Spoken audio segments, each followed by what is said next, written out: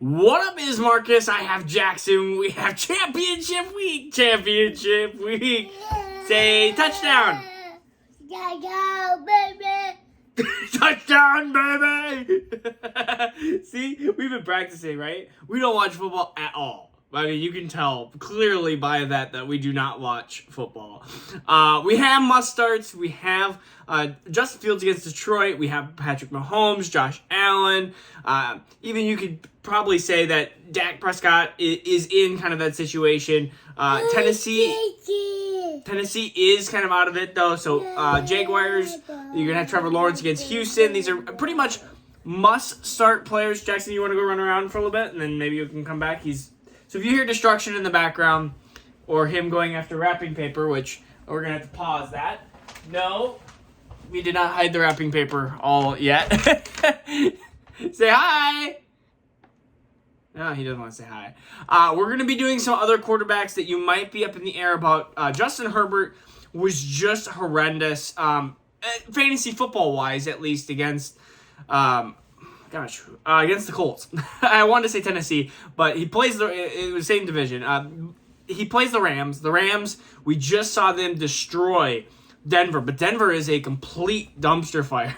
That's what you get in the background here.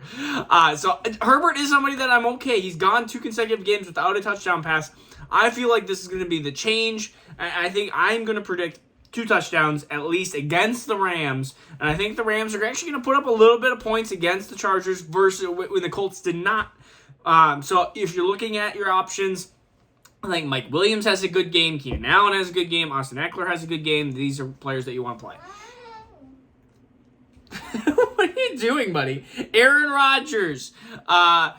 Against Minnesota, Minnesota is known for just bleeding points at the quarterback position. And so Aaron Rodgers is a start of the week. This is a team that desperately needs to win the game. And Minnesota, but they don't. I mean, they kind of get like against the Giants. They do, but they don't. I mean, are they going to be 2 seed? Are they going to be the 3 seed? We'll find out here. But I think that's definitely a start. Jared Goff against Chicago. Chicago, again, a defense that has not been well. Jared Goff has actually had a surprisingly good season. I mean, I'm looking at the stat line, 26 touchdowns, 7 interceptions. I'm like, man, Jared Goff might be the starting quarterback all of next year for Detroit. I mean, you look at the weapons, Jameson Williams, Amon-Ra St. Brown, DeAndre Swift, Jamal Williams. Maybe they'll end up having a decent tight end in this draft. Maybe they'll end up drafting a 3rd-round tight end or something along those lines to help fulfill more of that gap. I could see them even drafting a 3rd-round and a 6th-round tight end, something along those lines, just a blocker and a pass catcher to help fulfill more of that offensive backload here. And another one is the Eagles quarterback. If it is Gardner Minshew, I do think Gardner Minshew does have a successful game against New Orleans. New Orleans is not a bad defense by any means, but I think my son is just like throwing everything everywhere. So I'm slightly distracted. Jackson, you want to come here? You want to do running backs? Yeah, let's do running backs. Dada was a running back. Not a good running back, but he was one. All right. So we have, who are we going to do first? Can you say A.J. Dillon? What? You really excited about that? Against Minnesota? Again, Minnesota, you're starting your running backs against Minnesota. You're starting all fantasy options because really Minnesota's defense is poor. Can you say DeAndre Swift, where are you? Okay, you want to go play. DeAndre Swift, this is danger. But against Chicago, both of them should get on track to play. Both of them should start seeing kind of this more of a 50-50 split. In my opinion, I think the Lions are going to close this game out. I was absolutely shocked about how the Lions played against Carolina. I don't understand that game. I really don't. They couldn't stop the run. So if you're looking at the other side, David Montgomery, if you're in desperate measures, Khalil Herbert is somebody that is, again, desperate times for golf for desperate measures. A couple other running backs to kind of look at. Tyler Algier against Arizona. Again, he's been getting volume, and sometimes you just got to chase the volume. Brian Robinson, he's been pretty much favorable, and now you have Carson Wentz back, and so Carson Wentz probably not going to be meshing much with Antonio Gibson, so you'll probably see the Brian Robinson show. I almost said Robinson. Wide receivers, these are tough. Because you have your guaranteed wide receivers. I'm going to say Mike Evans against Carolina, and you go, well, why is he not a must-start already? He's been bad lately. Oh, you got the tripod. Thank you. He has the tripod video. Jackson, you going to play with that? He doesn't want to be a part of the video anymore. But I think that Mike Evans can be started against Carolina. But Mike Evans has not been the same Mike Evans. So if you are somebody that doesn't own Mike Evans, you're probably like, why is this a must-start? But, I mean, he has been pretty bad as of late. And so I think Tom Brady gets him back on track against Carolina. And Tampa Bay desperately needs to win this game, and they're going to win this game just because that's how Tom Brady works. Brandon Ayuk against the Vegas Raiders. The Raiders, the quarterbacks cannot contain anything on the outside there. I can see Kittle scoring a bunch of points here. He can definitely hit the route tree here. Purdy has been just good enough, and I know that Brandon Ayuk has been kind of an afterthought, but I think that this is going to be a better game for him.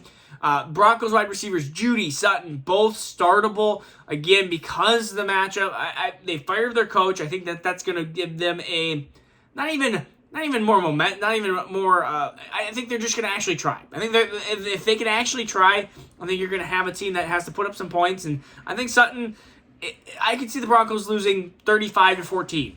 But I could see Sutton having a 7 for 100 type of game. Judy kind of in that same realm. One of them is going to score a touchdown. One of them won't. And so that's what you're just going to have to kind of predict. And I hope to see I hope to see Russell Wilson bench because it seems like the team plays a lot better right now motivation-wise without him. Pickens against Baltimore. Baltimore's a good defense, but when you have Kenny Pickett back, it seems that he meshes with George Pickens, so I'm going to try to start him here. And then Allen Lazard with Christian Watson in his hip. Allen Lazard and Romeo Doubs is even deeper flyer, but I think Allen Lazard is a start here, and Romeo Doubs is even a little bit deeper of a start here. And the last one is Greg Dortch. The Torch is back. He is going to see, I mean, they can't just keep throwing it to DeAndre Hopkins, and they really didn't seem like they were going to throw it to DeAndre Hopkins much. Trace McSorley, for some reason, loves himself the Torch. So, Greg Dortch. All right, tight ends. My son is just... Jackson, you want to come back over here? Come over here. You want to come back in the video? Why would we do tight ends? Come on. No, he doesn't want to do tight ends. Come on. Do you want to do tight ends? He's like, no. We're going to do Dalton Schultz. I almost said Dawson Knox, which is in the next one. But Dalton Schultz against Tennessee. The matchup is too good for Dalton Schultz to sit him. You got to start him. I know you're starting your Mark Andrews still, even though it's painful. You're starting Goddard. I mean, you're starting the top end tight ends, your Hawkinson and all that. But you have these next kind of tier tight ends. They're tough to start. So Dawson Knox, he's been scoring. He's been getting looks from Josh Allen. That's what you want. Another tight end is Taysom Hill.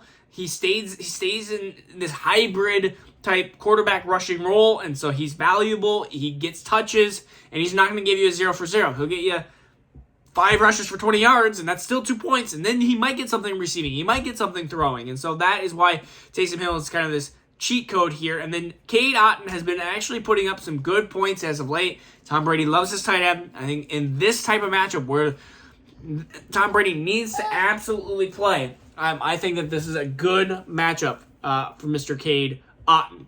You want to do defenses? Yeah. All right, defenses. Can we say skull? Yeah. Skull. Skull. We're not picking Vikings defense. We are going to pick basically the Giants defense because they're against Indianapolis. Indianapolis, horrible. And they just let the Giants have 1,000,000 points on defense. Chargers against Rams. I do think that Baker Mayfield will come back to earth here. And the Chargers defense has been a decent defense. And so I think Chargers defense is a potential start here as well. Steelers at Baltimore and Baltimore at Steelers. I think this is going to be an ugly, and this is going to be a 10-7, 13-10, probably 13-10 bloodbath. And so both defenses, there's going to be probably some turnovers. There's going to be some fumbles. There's just going to be some hard mouth football, some fun football. Yeah, you can't have that stuff. Sorry, Jackson. Dad's mean. And if you're in a desperate play, I think that Cardinals defense could be something to finish strong with the retirement of J.J. Watt. Also, congrats to J.J. Watt in his career retirement and the baby that he now has. J.J. Watt should be a Hall of Famer in my opinion, and it's sad to see somebody that has potentially a 4-year, 5-year defensive period in his career that is hard to be matched. I mean, you're talking about 3 Defensive Player of the Years. I mean, potentially one of the greatest 5-year stretches.